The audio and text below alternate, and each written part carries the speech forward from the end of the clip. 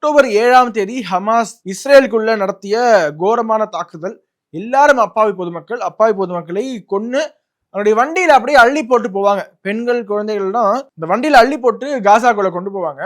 இந்த இவன் கொண்டு போனதுக்கு அப்புறமா என்ன பண்ணுவாங்க, இஸ்ரேல் பதிலுக்கு தாக்குதல் நடத்த ஆரம்பிப்பாங்க. உடனே இஸ்ரேல் எங்க மேல தாக்குதல் நடத்துது, உலகம் எங்களை காப்பாத்துங்க, இஸ்ரேல் ஒரு நாடே இருக்கக்கூடாது, அவங்க அழிச்சு ஒழிங்க, அவங்க அழிச்சு ஒழிக்க எங்களை ஹெல்ப் பண்ணுங்க.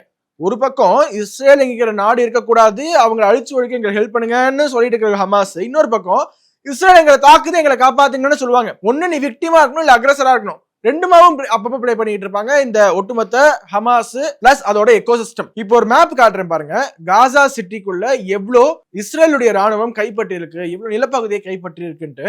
இப்போ அங்க இருந்து கொஞ்சம் கொஞ்சமாக வெளியேற போறாங்க. இஸ்ரேல்ல இருந்து கொண்டு செல்லப்பட்ட பிணை கைதிகளை ஹமாஸ் விடுவிப்பதாக ஒத்துக்கிட்டு இருந்திருக்காங்க. இவ்வளவு நாளா பாத்தீங்கன்னா இஸ்ரேல் என்ன சொல்லுச்சுன்னா, நீங்க எங்களோட பிணை கைதிகளை விட்டுருங்க, நம்ம உடன்படிக்கைக்கு வந்துக்கலாம், நாங்க போரை நிறுத்திடுறோம். அவங்க சீஸ் ஃபயர் போரை நிறுத்து என்று ட்விட்டர்ல ஹேஷ்டாக் ட்ரெண்ட் பண்ணுவாங்க இந்த பாலஸ்தீன் அண்ட் ஹமாஸ் ஆதரவாளர்கள். அதற்கு இஸ்ரேல் ரிலீஸ் ஹாஸ்டேஜஸ் ரிலீஸ் பண்ணுங்க, நாங்க சீஸ்ஃபயருக்கு we will talk அப்படின்னு சொல்லியிருந்தாங்க. ஆனா இவ்வளவு பிணை கைதிகளை பிடித்து வைத்துக் கொண்டு ஹமாஸ் ஆட்டம் காட்டிட்டு இருந்தாங்க.